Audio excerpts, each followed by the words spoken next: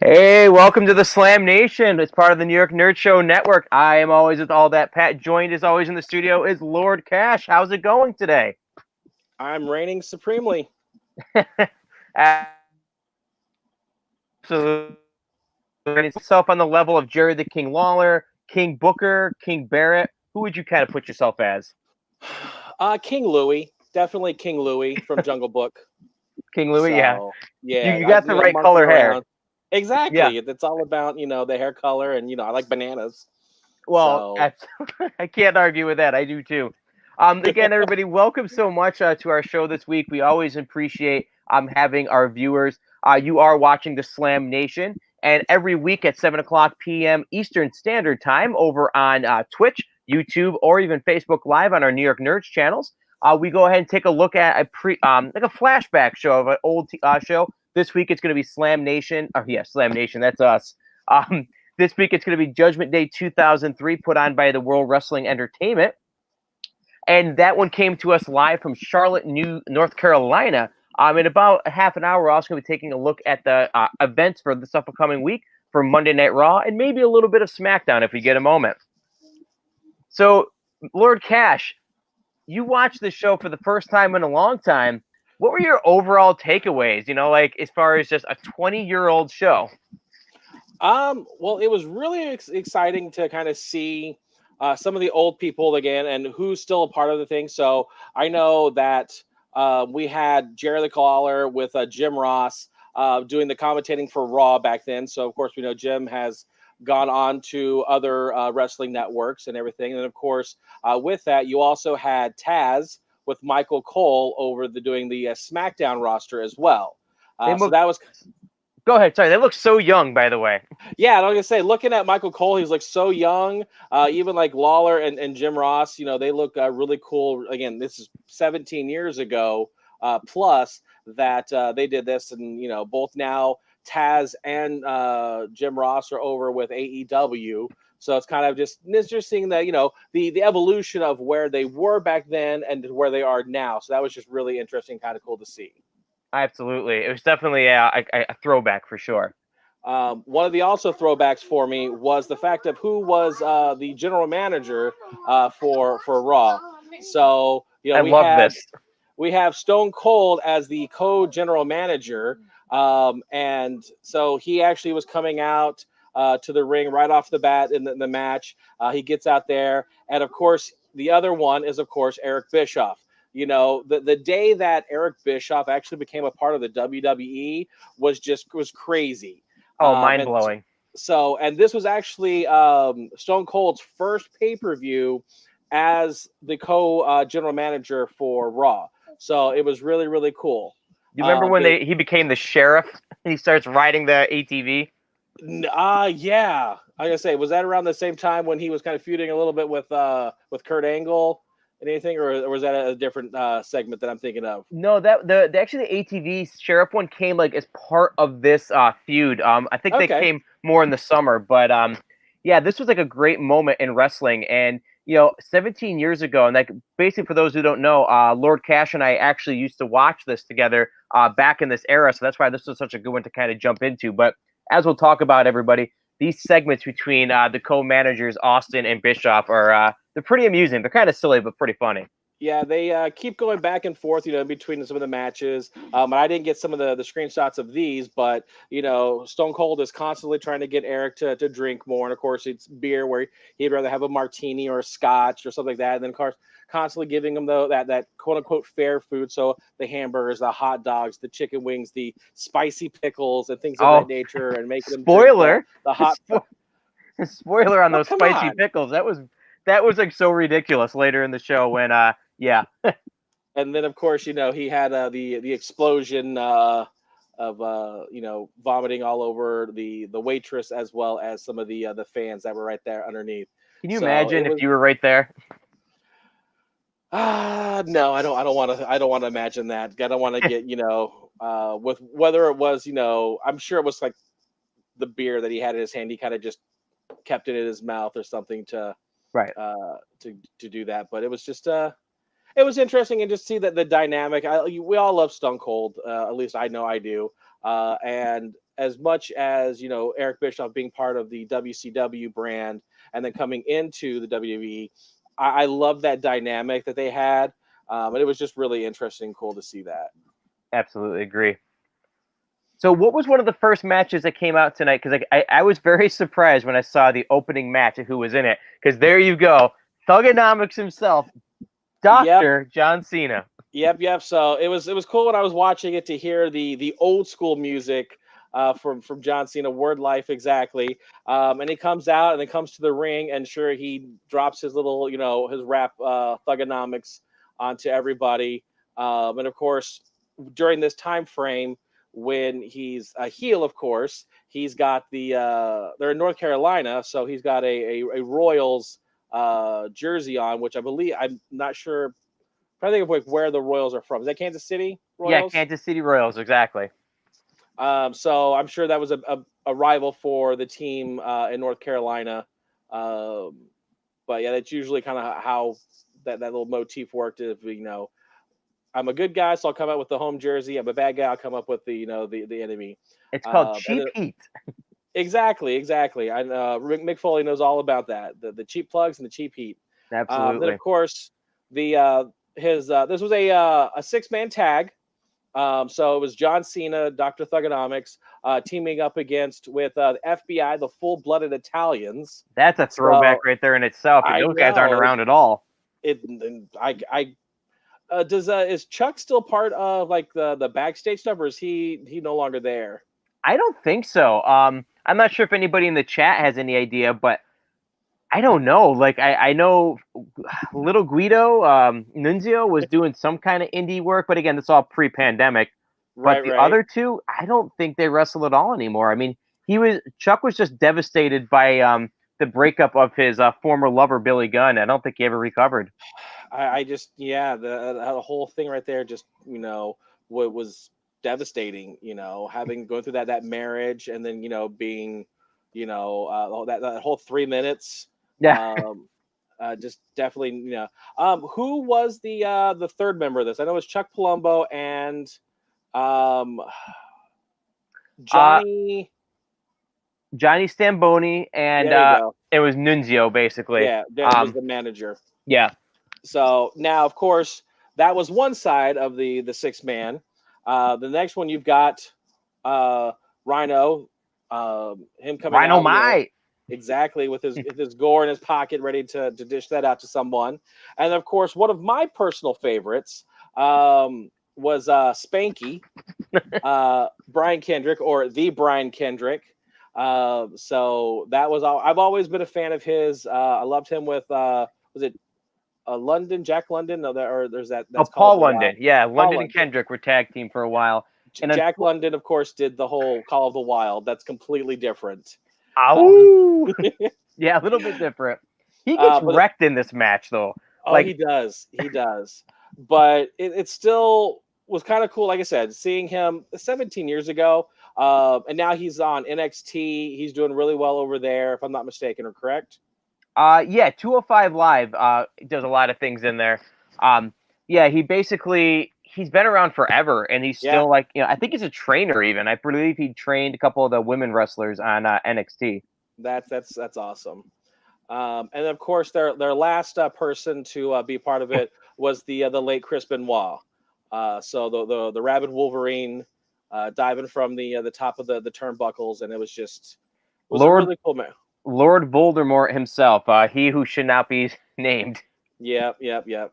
So, but the match went on pretty well. And of course, unfortunately, Spanky did get the kiss of death from the FBI, and he was pinned for the 1, 2, 3.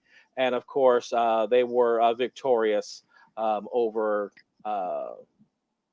Basically, the over yeah the face team of, like I said, Benoit, Rhino, and exact, yeah, Spanky. Spanky. So then, of course, that led us into our next match, which of course was La Resistance Yeah, coming out. they were making their pay-per-view debut, I believe, at this particular That is show. correct. That is correct. They did that, and then of course they was going up against the team of Scott Steiner and Test, and Test was accompanied by his girlfriend Stacy Keebler.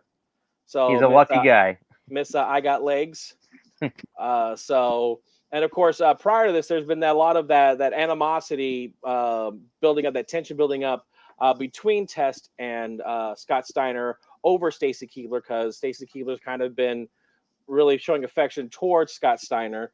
So when it came to the end of La Resistance winning, right, yeah, that was that. There was the whole thing of Stacy giving, making sure that Scott Steiner was okay after he received the flapjack, which a great finishing name, by the way, the flapjack. Well, And then of course, I was thinking too, like he got booted in the face too. Like he got a nasty kick from Test by accident too. Yeah, well, that knocked him out, and then getting the flapjack as well. So, right. Like I said, just Tess was all like, "What's going on? You're my girlfriend," and of course, takes her backstage and gives her a "what for?" Like, yeah, stop that. So, but it was definitely it was kind of cool again seeing some of the old school wrestlers, of the early 2000s. And everything that they've been doing is just been really cool. So, Scott Steiner, who with his little potato in his arm. Oh yeah, loaded him up those biceps. Oh my goodness, it's just the freak of nature, as he is called. Exactly, Freakzilla. So, I was all about this match, Lord Cash. I mean, going into this tag team ladder match was supposed to be Los Guerreros going up against Team Angle, and I don't know if you remember, they had it in the video package, but do you remember Uncle Chewy? Uncle Chewy. It was basically the Guerreros stole a photo of Kurt Angle, a painting, and they put a mustache on him. So like I just happened to see it, like it gets smashed over their head at one point, and I'm like, oh, Uncle Chewy! I totally forgot about that that shtick. I didn't realize that they gave the photo a name. Yeah. So, but as you alluded to, we had tag team champions, Team Angle, coming out. Charlie Haas and Shelton Benjamin. Shelton Benjamin, who is still very much part of the WDB right now with the Hurt Business. The Golden Standard. You can't get rid of him. So he's been fantastic. And then, of course, as you mentioned, Eddie Guerrero went up against, but since Chavo was hurt, Tajiri came out and was his tag partner. Of course, both of them got the gold medals to be part of, champions as well. So that was pretty neat. Yeah, I thought that was a nice touch too. And I don't know about you, Lord Cash, but they have history from old ECW, Extreme Championship Wrestling, but I did not anticipate that these two would actually make such a quality makeshift team. And for getting thrown together at the last minute, like if you watch, there's a lot of matches I'm going to say this about, guys, but this match is totally worth a watch. It's hard hitting, very creative, and the finish, it's a total Tajiri finish. Yeah, most of the ladder matches, that they always bring out their A game. What's kind of interesting, I was looking at the title reign during this time frame, and it was Team Angle, then it was the Chavos, Guerrero and Chavo, and then then it was these guys, or back to Team Angle. Then these guys had it, and then Team Angle took it again, and he just kept going back and forth with these guys for about 6-8 months, in true fashion. We actually just got a message from John Guada that he found out Chuck Palumbo makes customized motorcycles. Thanks, John. Good to know. I always love it. Now I wonder if that's where that is, and you can maybe do something online with it. Right. So, but as you mentioned, they climbed up the match, and of course, Eddie and Tajiri did win the titles and became tag team titles. They only held it for about 2 months. Spoiler, but that's what it was. I guess 17 years old is not. I think there's fair spoiler rules at this point. Exactly. If it's a fair game on WWE Network, then it's all right. Exactly. So, good. Oh no, said this show is so strong for being so old. There's at least 3 or 4 matches that I would honestly suggest fans go back and watch, because like in the main event we'll talk about, like Lesnar and Big Show, they have so good chemistry, and that match was fantastic. But almost all of them were. I mean, even the tag match we just talked about prior to this, it really wasn't that bad. No, yeah, it was really good. Some of the moves that they pull out, Sheldon Benjamin is always fantastic when it comes to ladder matches. Right. Very athletic, very agile. He's up there with your Kofi Kingston type of people that just knows how to just jump around and is very spry. Yeah, right. Um, and I know their next match is going to be uh, quite the quite the throwback too, as they're trying to basically the filling a void that was left when the Intercontinental Championship was vacated at the time, as they go into the Battle Royal. Yes. So I've got a couple trivia questions for you. I'm gonna forego the obvious easy ones since we're talking about the Intercontinental Champion of who's the first one. We all know that one, right? Pat Patterson. Bada bing, bada boom. It's Pat Patterson. He's coming out. He's got the belt, which again has been vacated for a long while. And so, if I remember right, here's my trivia question for you: which two wrestlers fought in the unification match back in 2002 that kind of made it vacate? So I know you're a little bit of the WWE, anthology brains, thinker there. So let's see what you know if you remember. I'm going to go ahead and throw that in the chat to see if anybody wants to go and answer it as we continue, because I definitely do know the answer. Yeah, it was done. Let me see here. I'm looking at my notes here with all I have here, and also including that there at this time, obviously there's 17 years to bag onto this, but there's 51 wrestlers have held the IC title since 1979 when Pat Patterson won it back in Rio de Janeiro. And so Honky Tonk Man at the time was the longest reigning with almost 15 months. It was just shy of that. And at that time, Jeff Jarrett was the person that has held the championship the longest with 6 times. Wow. At that point, yeah. I know Jericho, Yeah. I think, ultimately took the Yeah, because at that time he was already at 5, so he was already knocking on Jeff Jarrett's door. Right.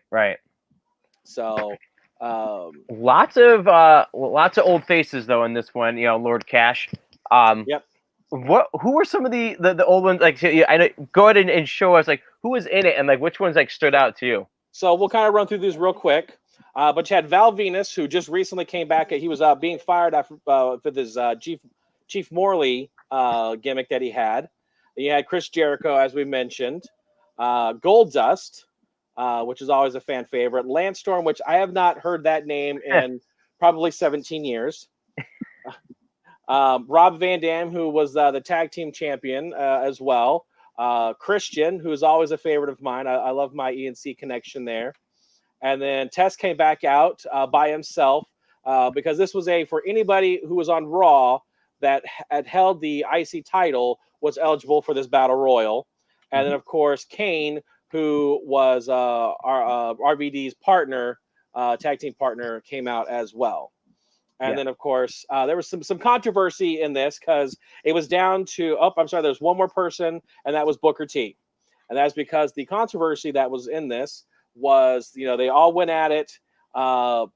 Christian got eliminated and but the ref never saw it. And Booker T should have been the winner, and which is also interesting because he was the only one that had never won the IC title at the time. Stone Cold put him into that match, and because of that, Christian, since the ref never saw it, took the belt from Pat Patterson and gave him a nice little sucker punch and jumped back in, threw Booker T over, and then that's what the ref saw. So Christian became the new Intercontinental Champion right after it's being vacated for such a long time. Now, Lord Cash, what I didn't understand about this was, the referee was knocked out and, obviously couldn't see, but they played Booker T's music. How can he not hear that as he's coming to? He scrabbled the brain a little bit. I don't know. I'm gonna say which ref is that? I'm not familiar with them, so maybe it was short lived. Yeah, they're like, you can't listen, you can't see, you're done. We're getting rid of you. Yeah, I just thought that was like so random. It's like But I liked the match for sure, and it had a lot of throwback, as we said, and a lot of and the finish I think kind of created an atmosphere and an opportunity for Christian and Booker T to kind of keep trading the belt or the opportunity over the next couple months. Right. And another thing I noticed, Lord Cash, is Goldust had the Tourette's gimmick still. Well, it was also nice to see that the Booker T and Goldust little tag team that they've kind of. I don't know exactly where they were in that friendship yet. That was a great tag team. So an unusual one, but they were fantastic together. Absolutely. Yeah, and so did Jericho and Christian. Both members, though, of both teams kind of turned on each other, so that was an interesting touch. Yeah. Oh, my God. This next thing, it was the epitome of trash. Okay. Before we jump into it, I want to make sure we give the answer. That's true. So who were the contestants that fought to unify? So it was Triple H, I believe, was the world champion at the time, and Kane was Intercontinental champion at the time, I believe, at No Mercy the previous year. That is correct. Gold star for all that, Pat. Right there. There you go. Right there. All righty. So speaking of train wreck, there we go. Oh my God. I was watching this with my wife, by the way, and hearing her reactions to everything, whether it be commentary, clothing choices, you name it. It was like, wow, we're in a different time, aren't we, in wrestling? That is, I literally wrote that down as my note was like, just different time. You know, back when definitely not the PG era that we live in today. You know, so you've got Sable and Tori Wilson having a bikini contest. Here's their tell of the tape, you know, and it has all their measurements on it. Their bust. I'm like, okay, that's 2003 for you. So what was interesting is you had Jillian coming out and doing a live performance of Tori Wilson's intro. I'm like, okay. For one, I didn't realize it was her right off the bat. I'm like, why are we doing a live performance of Tori Wilson's music? Yeah. And once I realized it was Jillian, I'm like, okay, I get it. I guess you have some talent in this, right? I mean, don't get me wrong. I'm not like completely trashing it in the sense of, you know, the women obviously have to train to get to look like that. I mean, Sable had like an 8-pack, you know, it's like, oh yeah, she was very fit. I just thought it was really funny that like throughout the course of this match, I mean, you probably may have some images, you know, that we have showing, but the fans were like completely ignoring their chairs. They were standing up the entire time. And I've never seen like people in modern wrestling today staying up for an entire 20-minute segment. Right. Yeah. So Sable did her thing with one bathing suit bikini. However, at this time, Tori was the Playboy cover girl for that time frame. So she started off with a Playboy bunny bikini, and then later revealed into this sparkling sequence one. And everything. Of course, again, it's that whole goes back to the different times. I give you Jared the King Lawler. Oh, no. Just going bonkers, and you know the word the puppies were pressed. You know, were being talking about the ladies' puppies was just humorous to hear that's how we took the sport at the time to where we are now.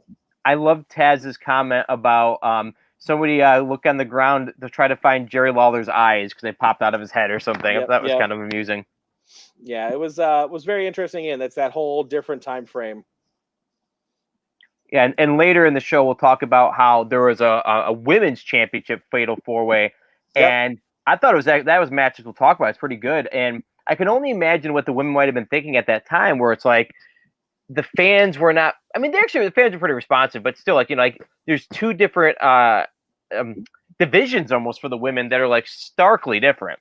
Yeah, you had your wrestlers, and you kind of had your beauty queens, so to speak. Exactly. And speaking of beauty queens, now our next one, I forgot about this. I'll be totally honest with you. Mr. America, like what an image right there, though. Two of the biggest side characters or like alter identities at the time. There we go. Yeah, the Hurricane on the left as Gregory Helms, ace reporter, and I believe Mr. America was Macho Man Randy Savage. Am I correct? I think so. Either that was Diamond Dallas Page. I think you're right. Yeah, I think it was DDP. So yeah. But yeah, they had this match. It was kind of amusing. Had their little banter back and forth where their sources said they were one person, but then they're like, nope, my sources are not right. They're idiots. Right. So, but of course, we had Mr. America going up against Roddy Piper with, I don't even remember. Like I remember, but I don't remember Sean O'Hare. I don't remember who he is and what he did. So he wasn't around for long in WWE. He had this one gimmick where basically he would just be standing in an all white room and he'd wear the trench coat and he'd be like basically giving you these like ultimatums. He'd be like, I mean, you've got your girlfriend, you love her, but if if a really hot woman came up, would you go with her? I mean, I think you would, but I'm not telling you anything you don't already know. He was kind of like the devil's advocate. I vaguely remember that. But he unfortunately left us way too soon. He passed away. Okay. Yeah, I mean, like 10 years ago now. Oh, wow. So this looks so familiar, Lord Cash. I mean, again, I remember DDP doing that all the time before he hit the diamond cutter. Yeah, that exactly. With the mustache and everything. So one of the things that happened was you had a one-legged guy, Zach Gowen, coming out and being part of Mr. America's team partner, and so I'm sorry, Mr. America had a chair waiting for him, so he didn't have him sit, so he didn't have to have a leg to stand on. Vince must have heard JR say the comment, it's like a one-legged man in an ass-kicking contest, and Vince must have been like, get me a one-legged man. So, but this kind of, Mr. America, Roddy Piper, was kind of cool. And ultimately, Sean accidentally hit Roddy Piper with a pipe, which of course led for Mr. America to do the leg drop. And of course, if you can see in the back, you see Zach Gowen off his chair, holding back Mr. McMahon for the 1, 2, 3. So, and that's kind of how this match ended. So it was really interesting for that. Yeah, not too long after this, I believe, it all kidding aside, it was revealed that it was Hogan, like the worst kept secret in wrestling at the time.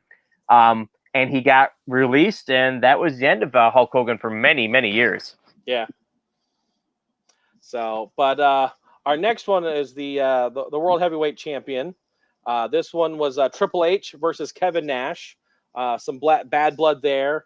So you had HBK, Shawn Michaels coming out with Kevin Nash. They were kind of on one side. And then, of course, you had Ric Flair, which, again, 17 years ago, look how young he looks. Oh, he looks great. And I think he was like 55 at this point. Yeah, it was fantastic. And then, of course, the Cerebral Assassin, the Game, Triple H, who was the current champion at the time.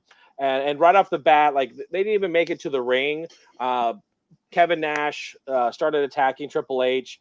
Flair got attacked by HBK. They went off to they were just there for the moment, and then they were gone until pretty much like the very end of it. Yeah, the finish got messy, that's for sure. Yeah. So, like I said, they just went off to their side.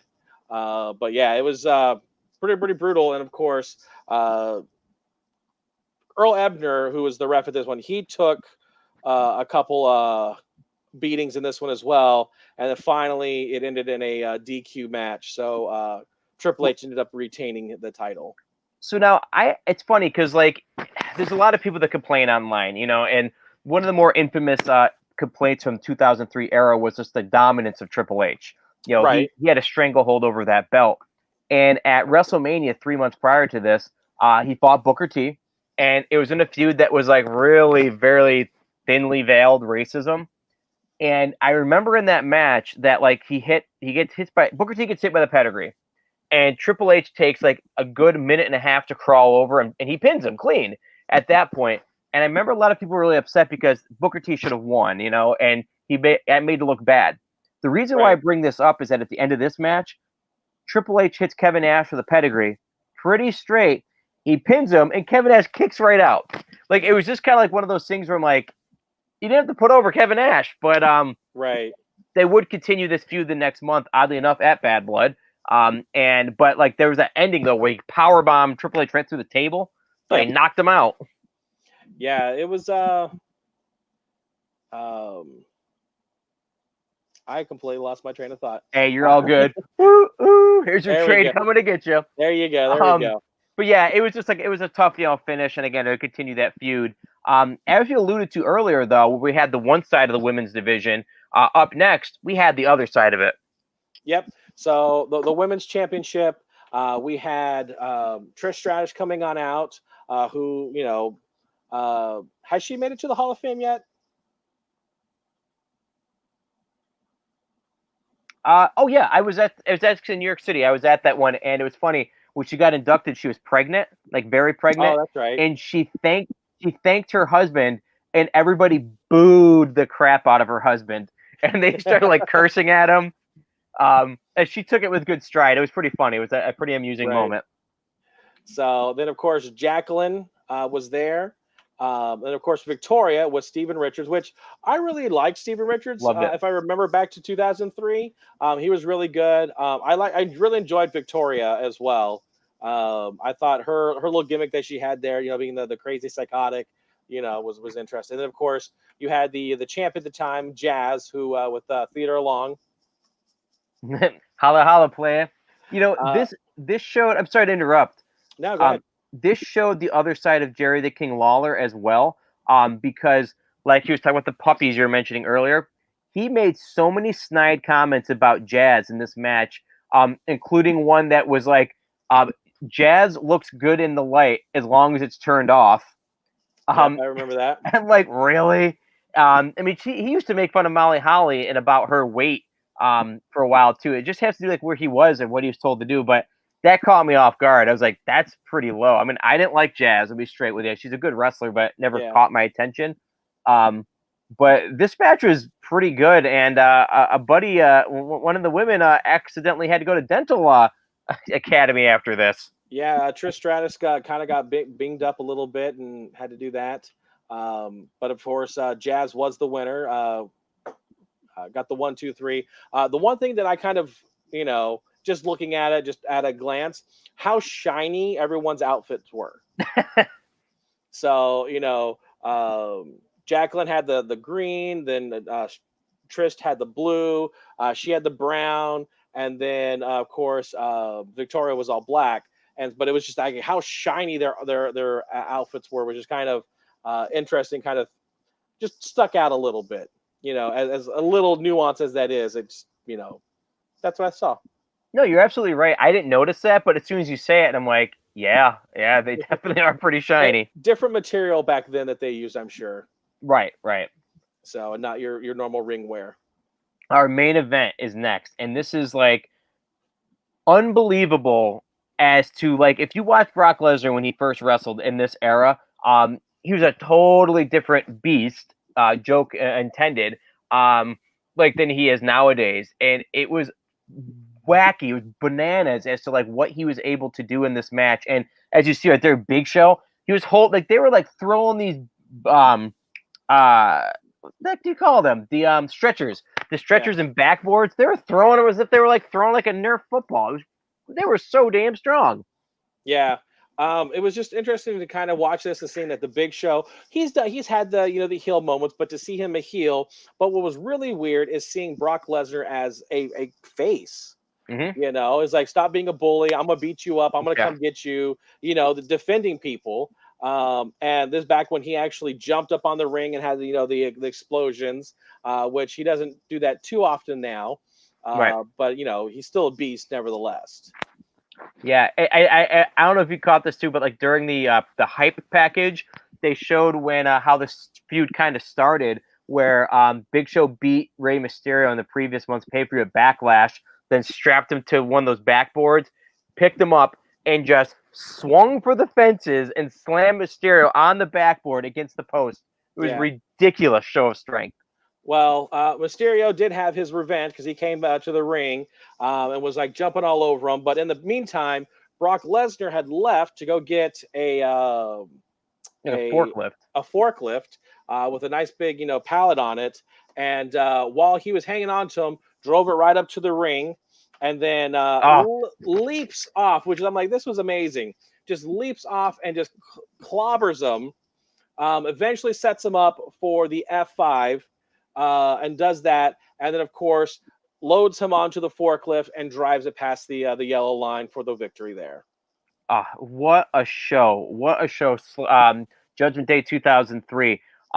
There's super matches like the tag team match with the ladders, the WWE title match with Lesnar and Big Show. Even the women's match. I mean, it's only about 5 minutes long, but it hits all the marks. I mean, were there any matches that stood out to you? Definitely the Brock Lesnar match was fantastic. The Triple H match was a little bit less than appealing. I did like the Battle Royal for the IC title, as controversial as the entrance is, but I always love elimination matches. I feel it makes it more interesting, makes them go a little bit for longer and time frame. So those are always good. And then just seeing John Cena as the heel, he's beloved now as the face, as a face of WWE. But to see him where he got that start, with being that heel was just fantastic. And then, of Yeah. course, the ladder match. What would you give it out of 5 total for the whole show? I probably out of 5, I give it a solid 3.5, maybe 4 stars.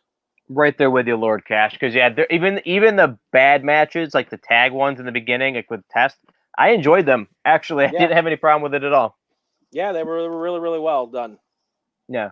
So now, everybody, as you can tell, like with all the banners and everything, but we do want to thank you for joining us on the Slam Nation. Lord Cash and I, we basically take a look at an old school pay per view, and then take the second half of the show and look at the upcoming events that are going on this week. If you ever have a suggestion or a request for us to look back at an old pay per view, whether it be WWE, WCW, even in some cases AEW, just let us know. Put it in the chat or go ahead and share it on the comments on our YouTube page or Facebook page or on Twitch. Remember to like, share, subscribe, all those jazzes. Even we just saw jazz. That way it'll also let you kind of get some updates from us about other shows we have on the New York Nerd Show Network. So this week we are going to see some really cool matches on Monday Night Raw tonight, starting with the Symphony of Destruction match. Yeah, I guess this was just announced today. Yep. So, Yeah, about an hour or two ago is when I first saw it pop up on WWE's website, basically. So yeah, this was an interesting kind of see. Jeff Hardy being accused of hitting Elias way back, before, roughly around that WrestleMania time frame, right? Yeah, and yeah, because like he basically took him out of action when he was fighting with Sheamus, I believe. Yeah. And they said they said Hardy was an alcoholic or something. Um, I don't know. I hope it's done after tonight, only because I feel like Elias has not gotten any victories in this, so it's been a one-sided feud. That just end it. I just it's gonna be a bunch of weapons that are musical instruments on the outside of the ring that can use. And I think we just need to move on, from this particular feud. Well, I'm wondering because this is not the first Symphony of Destruction match that Elias has been in. Correct.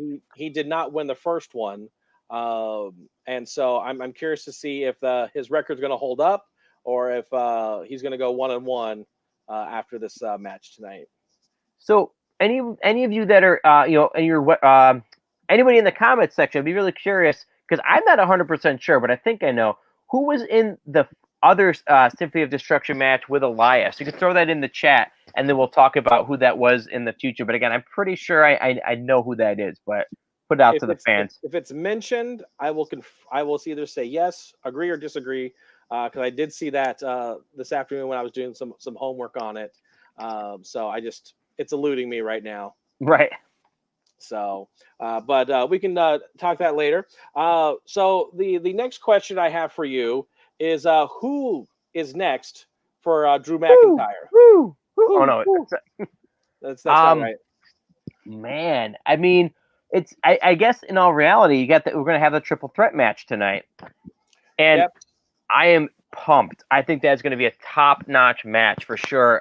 Because they started with this whole like a mini tournament almost with Keith Lee, Sheamus, basically everybody seeing there, and that led to actually a couple injuries coming out of it. Right. Yeah, I know. During the events of last week, Strowman got Was he suspended or just fined? So he was suspended indefinitely, but then I actually think in the real world, I do think that Braun Strowman has a knee injury. Okay. So, but through all that, that kind of led up to three matches last week. You had Riddle versus Sheamus. You had Keith Lee versus help me out here. I'm the U.S. champion. I'm blanking his name. Oh, that's Bobby Yep. Lashley. There you go. And then, of course, you had AJ Styles with Randy Orton. So the first one, of course, we had the match between Sheamus and Riddle. They went at it, fought pretty hard. Some great matches points in that. Just got some kicks in. It was really cool. And it was just a nice match that they had last week. Just giving it their all. And then, of course, the victor of that one was, of course, Matt Riddle, or just Riddle. Yeah, I know, right? But as you said, though, Lord Cash, that oh man, that match had some really hard hits, like you said, and it's like I always wonder. I mean, I know like they hold some of it, and I think they do sound effects with their legs or something, but they have so much like redness on their chest, and everything afterward. Like they must be ridiculously sore when they go home. Oh, I'm sure. So then, of course, that leads us into the second match with Bobby Lashley and Keith Lee. Which, what is your take on Keith Lee? Love them, He's a love thumbs up, them. thumbs down? Oh I yeah. agree. I really enjoyed him. His performance is everything. I will definitely bask in his glory. Now, did you get a chance to watch any of his stuff over in an NXT? I saw some of it, but definitely not as regular as some of the stuff I watch on SmackDown and Raw. Yeah. But definitely was really, really good over there. And of course, Bobby Lashley being part of the Hurt Business. I keep wanting sometimes want to say the Hurt Locker, but that's a different movie. Exactly. I gotta say, you mentioned it earlier, Lord Cash, but yeah, the Hurt Business is really. I'm enjoying them as well. Is like Raw. I'm actually liking quite a bit right now. Yeah, they've done pretty well since the draft to really elevate them up. So, and then of course, MVP got his bell rung by Keith Lee last week. So interesting to see how that's all going to play out tonight. But Keith Lee was victorious in the end. So now he's a part of the second person out of the triple threat match. So it's going to be pretty interesting. Yeah, I'm so looking forward to this. And obviously we're going to see the third member right here. A legend in wrestling business is going to be joining them. Amazing. Because Yeah. So good. AJ Styles versus Randy Orton. Definitely gave it their all. They were all over the match, all over the ring. Definitely giving it their all. The one thing that kind of, through a little, controversy in it is, you had Bray Wyatt kind of coming on out, and which I love this photo because it almost looks like Bray Wyatt is in Randy's corner.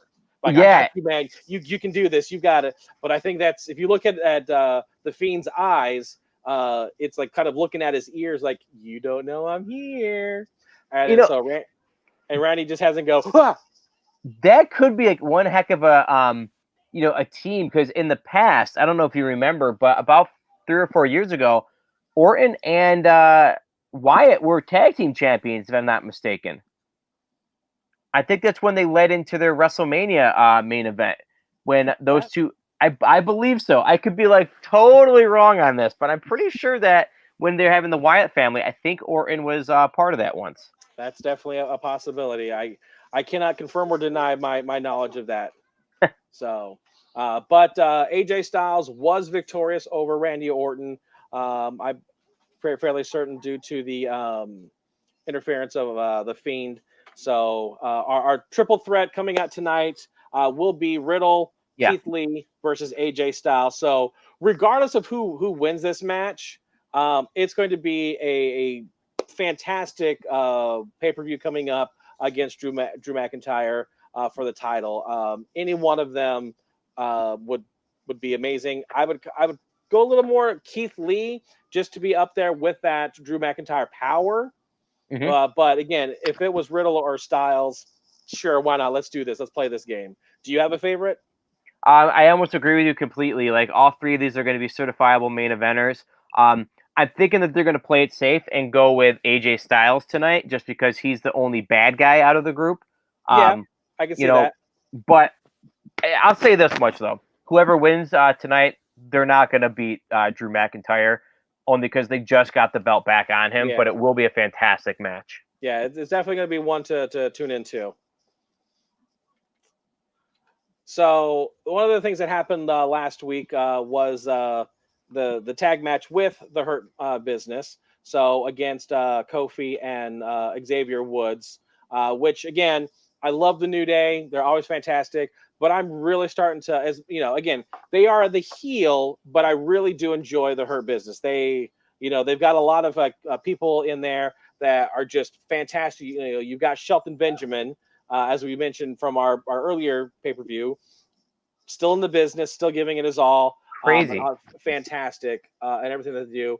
I'm like, look at that image. That is just amazing. Kofi is able to do. Xavier Woods' face is amazing as well. So and just fantastic. These are great tag teams. Definitely giving it their all. Right. I'm surprised the New Day kept retaining, but at the same time, no real complaints. But I figured that at some point they're gonna put the tag straps on the Hurt Business, because that'll give them 3 belts. With Lashley having the U.S. Yeah, definitely. I always enjoy stables that have the gold. Back when Evolution, you had the heavyweight title, the IC, as well as the tag team titles. It just brings a lot of gravitas to that stable of we are the best. That's why we are as stable as we are. So Right. it'll be interesting to see how long that's probably gonna be till they actually do get the belts. But we'll just have to wait and see. And by the way, Lord Cash, we do have a possible answer. Was it Braun Strowman that was in the last Symphony of Destruction match? Yes. I think it's when he had the giant cello and was hitting him with it. At least that is either the match itself, or is that what led up to it? Something like I'm that. not sure, but I do know he had a baby grand on Elias, and like just Braun Strowman just flips it. Yeah. So I can see that a lot easier than him flipping, the vehicles that they've done. Which I'm like, come on, really? No. So, but then because of certain events that took place last week, with the Fiend and Randy Orton, Alexa Bliss is going to have Randy Orton on as his guest or her guest tonight on a Moment of Bliss, and so they were. What are your thoughts on Bray Wyatt and Alexa Bliss kind of being that pairing together? I think it's like a super creepy Joker with a Harley Quinn, and I think that Alexa Bliss is really pushing in that direction. I like it because it freshens her up. I wasn't digging the tag team with Nikki Cross. Okay. I think they did that for too long, because I do think that Alexa Bliss is better as a heel. Yeah. But I don't know. I am enjoying the her character right now. Because again, it's something different. Anytime a wrestler can freshen up, I'm all for it. What are your takeaways from that? I love Bray Wyatt. I love this personification with the Fiend and the Firefly Funhouse. I think it's fantastic. I absolutely love it. And so to bring in a co-star, if you will, to the Firefly Funhouse, I've always been a fan of Alexa Bliss. I think she's a great performer, a great wrestler. Definitely deserving of the times that she's held the title. So I'm 100% on board with it. And it's giving that creepy vibe to it is really nice. And of course, last week we did have a new member to the Firefly Funhouse. So I believe it was this Friendship Frog. Yeah, Friendship Frog. And Rest do you in think peace. he's coming back? I mean, they technically killed him off, I but don't know. How many times has the pig been killed, or the rabbit been killed? all of them. Mercy the Buzzard, I think, got killed. Husky the pig, and yeah, whatever the rabbit's name. Yeah, so Rattling Rabbit. Ramblin' Rabbit. There was actually some news coming out this week that a character they had. Oh, it was the Fat Walrus guy. That was clearly Paul Heyman. Paul Heyman. I love that one. I think he was one and done though. I haven't seen him in a while. They were talking about they got rid of that character, so they can avoid the match with Roman Reigns. I believe that's what I had heard. Right. Wow. That's yeah. So we're gonna see it, but of course, as I mentioned, the whole interference of the Fiend. Definitely, I'm sure this is going to lead up to a match at the next pay per view.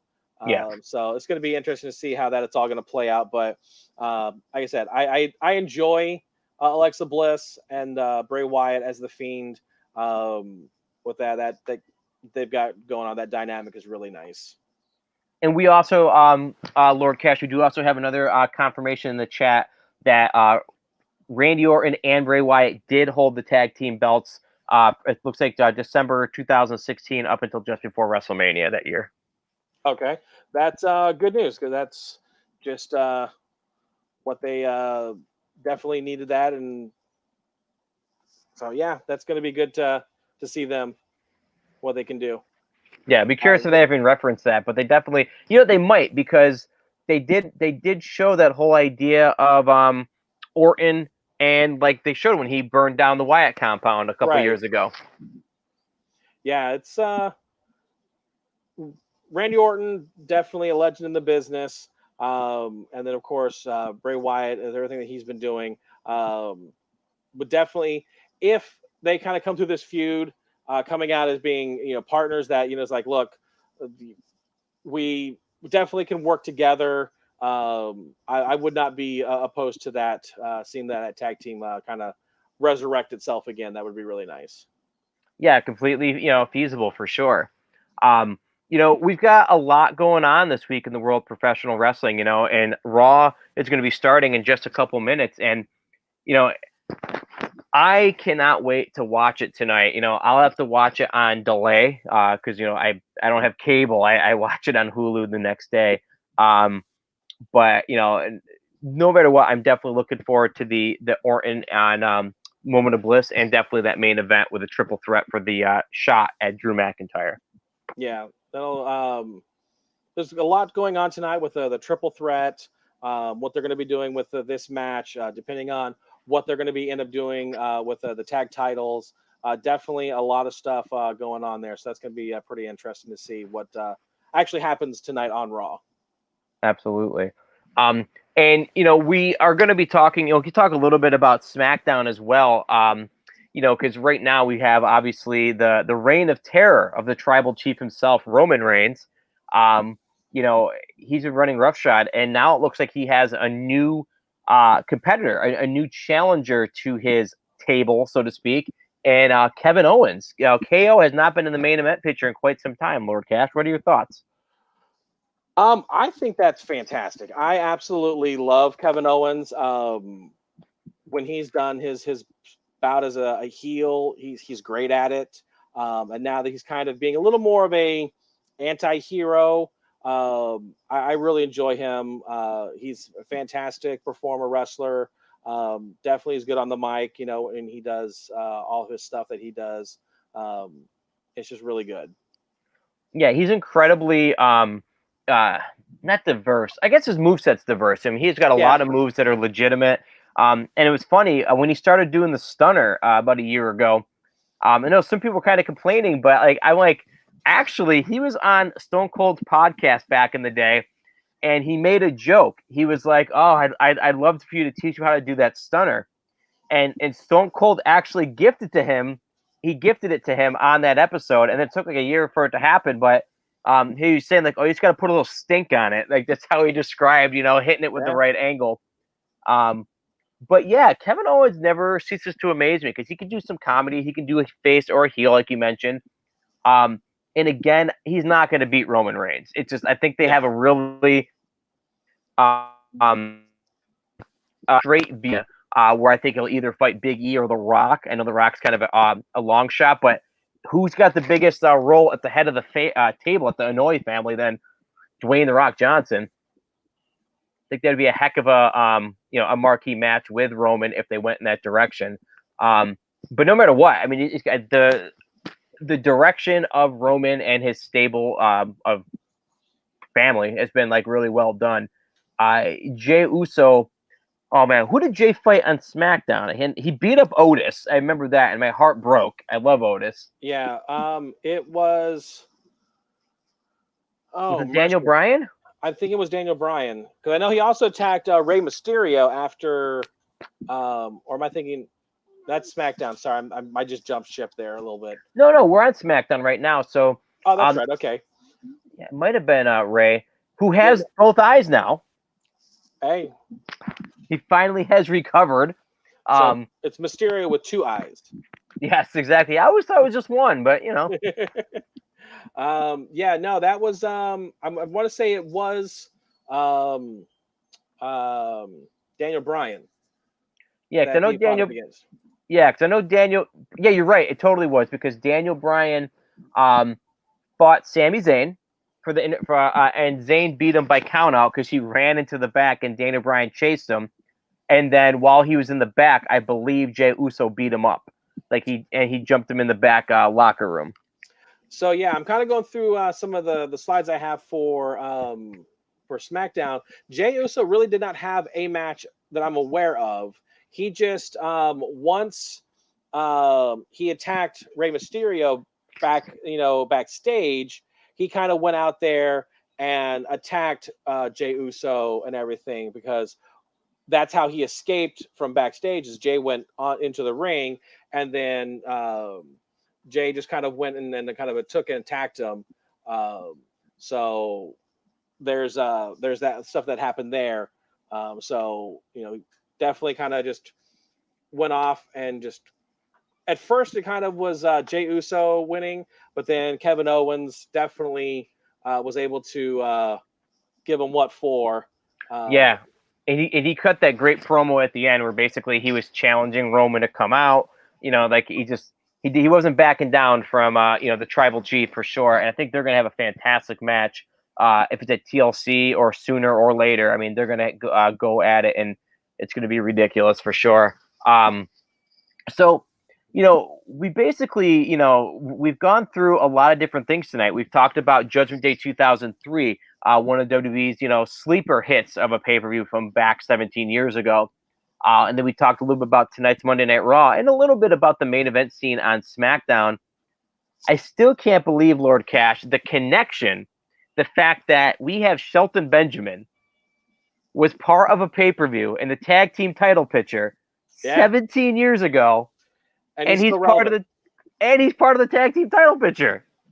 Yeah, it's funny how that's happening. Yeah, it's like I can only hope, Lord Cash, that in 17 more years, I can still fight for the tag team titles. Well, and if you think about it, like if you go through who's still on the who was on the roster back in 2003 and actually had a match that night, I think Shelton Benjamin is probably the only one outside of like I said, that's actually contending on like the main event television right now with the WWE. I know the Brian Kendrick is still over on NXT, so that's probably your number two. Right, but he's not consistent though. He's not on Yeah, there all that much. It's like it's the same thing at Triple H. He'll do a match now and then, but nothing. Yeah, nothing like Shelton. Um, So as we're coming up to the end of our show, we want to again thank you all for joining us. Each week on New York Nerd Show, you will see the Slam Nation with Lord Cash and myself. 7 p.m. We'll start with an old school wrestling show like we just did today, and then we'll have the second half of the show talking about Monday Night Raw. Always looking for suggestions, comments, anything to go. And basically, the idea is that we are here to entertain. We're here to kind of get your feedback as well. So please make sure to like, subscribe, favorite, any of those things, whether you're watching us on Facebook Live, YouTube, Twitch, anything that you have. Now, some of the things that we're going to also be having during the week on the Slam Nation, every Tuesday at 8 o'clock, it is the Royal Rumble for Riches, where we take either WWE 2K18 or Battlegrounds. We kind of go through some of the different events. The Royal Rumble for Riches is like a themed battle royal, as much as it sounds. We randomly generate it, and then we do commentary over it. Tomorrow, we're going to be taking a look at WWE 2K Battlegrounds again because there's been a lot of updates, a lot of new characters, and quite honestly, the game is $15 in most Black Friday ads for the rest of the week, which is a crazy price. I suggest it highly at 40. Get it for 15. So we have a bunch of other shows too. Wednesday, I'm going to be actually debuting the Cobra Kai video game at 8 o'clock to kind of show you what it's like and find out myself. But at this point, we do want to thank you so very much. Please join us every single Monday at 8 p.m. for Slam. Oh, 8 p.m. No, we'll be a little late. 7 p.m. for Slam Nation. And we'll kind of now. I don't know if Lord Cash. Sorry. If you have any like suggestions for what we can do for next week, or we're kind of like talk about it as far as what I'll preview for our retro show. I've got an idea, but I don't know if you thought of anything yourself. No, I really haven't. I don't know if we can find some way to kind of play into what's the next pay-per-view, currently, if we can catch one from, way back then. How, What is the next pay-per-view for current WWE? well, it's actually Is it TLC. TLC? So how about we do this? The first TLC pay-per-view was in 9. So next week, how about we talk about TLC 2009? TLC 2009. I think I can make that happen. Awesome. So join us next week at 7 o'clock for a preview, a throwback of TLC 2009. And then also, please go ahead and everything we just said, obviously. We thank you so much for joining us. And at this point, we're out.